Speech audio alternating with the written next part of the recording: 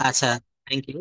আমরা প্রথম ক্লাসে আজকে সর্বপ্রথম ভাষাটা শিখতে গেলে আমাদের মেইন যে দরকার সেটা হচ্ছে টেন্স। টেন্স না শিখলে কিন্তু আমরা কখনোই ইংলিশে কথা বলতে পারবো না। টেন্স মানে হচ্ছে ভার্বের পরিবর্তন। এই ভার্বের পরিবর্তনটা কিভাবে হয়? ভার্বের পরিবর্তনটা হচ্ছে আমরা কনজুকেশন অফ ভার্ব, আপনি রেগুলার আমার ক্লাস দেখেন অবশ্যই এটা বুঝতে পারবেন। এই কনজুকেশন অফ ভার্বটা আমাদেরকে অবশ্যই সর্বপ্রথম মুখস্থ করতে হবে। কনজুকেশন অফ ভার্ব একটু দেখেন সেটা কিভাবে আমরা করে থাকি। যেমন এটা বলছে গো, ওয়েন্ট, গন। গো মানে হচ্ছে যাওয়া। এখন এইটা কেন শিখবো? যখন একটা বাক্য যদি বলি আমি যাই, তখন হবে আই গো। তখন কি হবে? I go. কিন্তু এই কথাটা আপনি অতীতকালে, পাস্ট টেন্স মানে অতীতকাল, অতীতকালে বলবেন আমি গিয়েছিলাম, তখন হবে আই ওয়েন্ট। তখন কি হবে? I went. আমি যাই, আই গো। এরপর যদি বলা হয় আমি করি, আই ডু। আমি করি, আই ডু। আমি খাই, আই ইট। কি হবে? I eat. আচ্ছা, আমি খাই, আই ইট। আপনি এখানে আরেকটু বাড়িয়ে বলতে পারেন আমি ভাত খাই, আই ইট রাইস। আমি ভাত খাই, আই ইট রাইস। আচ্ছা, আমি আমার পরিবারের সাথে বা আমি আমার ভাইয়ের সাথে ভাত খাই, I eat rice with my brother. With my brother. দেখেন তাহলে এখানে যদি বাক্যটাকে আমি সম্পূর্ণ পরিবর্তন করে দিব যে আমি ভাত খাই না বলে, হ্যাঁ, এটা একটু পরিবর্তনটা বুঝতে হবে। মোমেনা আপা, হাউ আর ইউ? আসসালামু আলাইকুম, শুনতে পাচ্ছেন আমাকে? হ্যাঁ। আচ্ছা, অনেক ধন্যবাদ, আপনি ক্লাসটিতে জয়েন করেছেন তো। আসলে আমি 8টার সময় বলেছিলাম, কিন্তু আমি একটু বাইরে ছিলাম, একটু জরুরি কাজে, এই জন্য আমি 8টায় শুরু করতে পারিনি। এখন আপনার ওখানে টাইমটা কত বাজে? এখন কয়টা বেজেছে? আমার তো এখানে 9টা 20 রাত। 9টা 20। হ্যাঁ। আপনার ওখানে এখন 4টা 20, বিকাল 4টা। আচ্ছা, থ্যাংক ইউ। তো আপনি হচ্ছে ওই যে বিকেলের টাইমটাতে যদি না পারেন, তাহলে আমি রাতেও আপনাকে টাইমটা দিতে পারবো। তো আজকে তো একটু দেরি হয়ে গেল, রাত 8টায় দিলেও মনে হয় আপনার জন্য ভালো হবে। আরো 1 ঘন্টা আগে দিব এটা।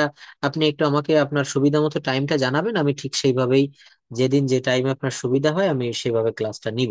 তো দেখেন, আজকের ক্লাসে আমি টেন্স নিয়ে কথা বলছিলাম, কারণ এই টেন্সটা পারলে আমাদেরকে কিন্তু খুব সহজে কথা বলা যায়। আর টেন্স মানেই হচ্ছে ভার্বের পরিবর্তন। ভার্বের পরিবর্তনটা কিভাবে হয়? ইট মানে হচ্ছে খাওয়া বা খাই। আমি খাই, আই ইট।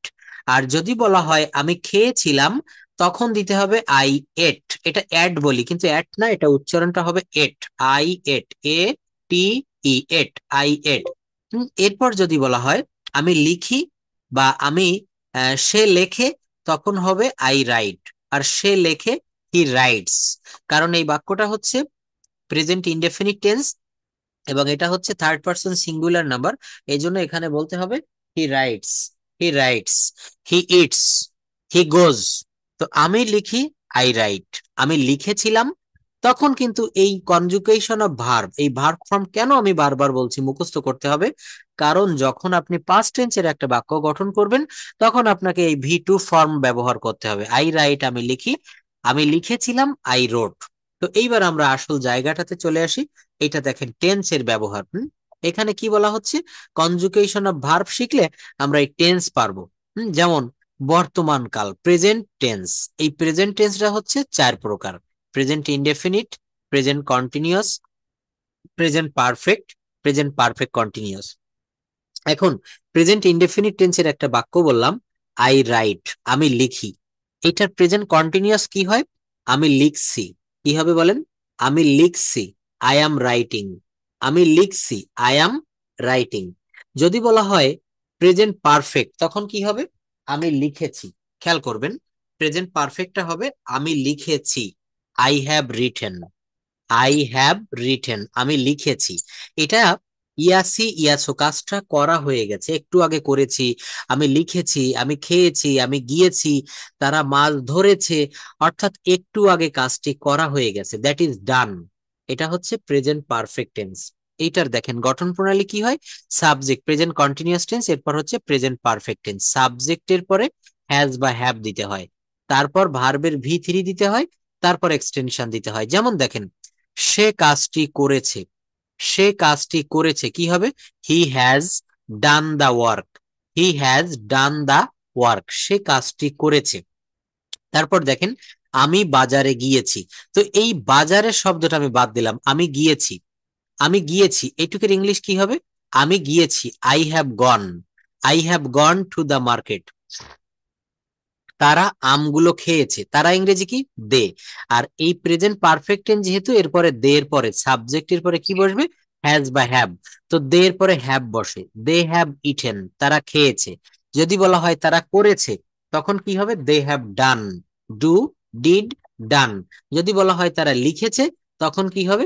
এই যে দেখেন, রাইট, রোট, রিটেন। এই ভি3 ব্যবহার করতে হবে কখন?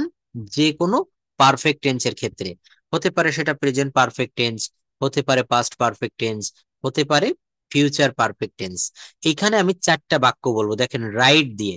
আমি লিখি, আই রাইট। আমি কি লিখি এটা বলার প্রয়োজন নাই এখন। আমি লিখি, আই রাইট। আমি লিখছি, কাজটি চলমান রয়েছে। আমি লিখিতেছি, আই অ্যাম রাইটিং।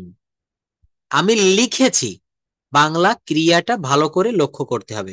আমি লিখেছি, এক জায়গায় বললাম প্রেজেন্ট কন্টিনিউয়াস টেন্সে আমি লিখছি, আমি লিখছি।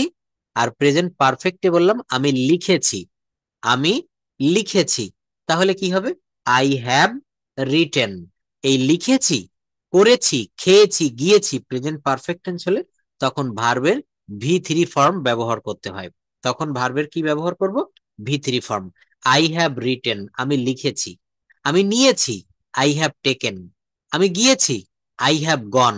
গো, ওয়েন্ট, গন। এই ভি3 অংশ যেটাকে পাস্ট পার্টিসিপল ফর্ম বলা হয়।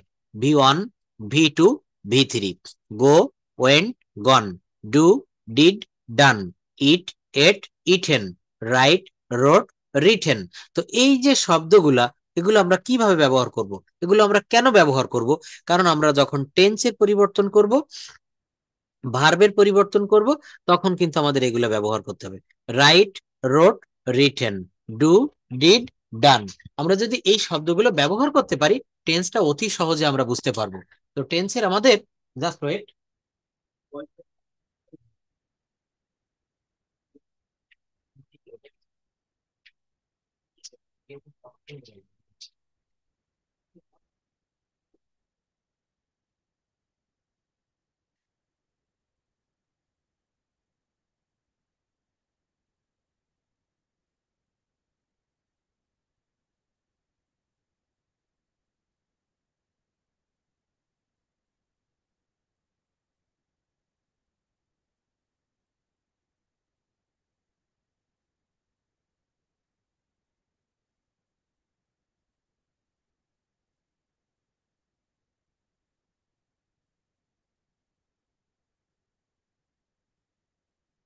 একটু ওয়েট করবেন প্লিজ, আমি 1 মিনিটের ভিতরে আসছি, মাত্র 1 মিনিট একটু ওয়েট করুন প্লিজ।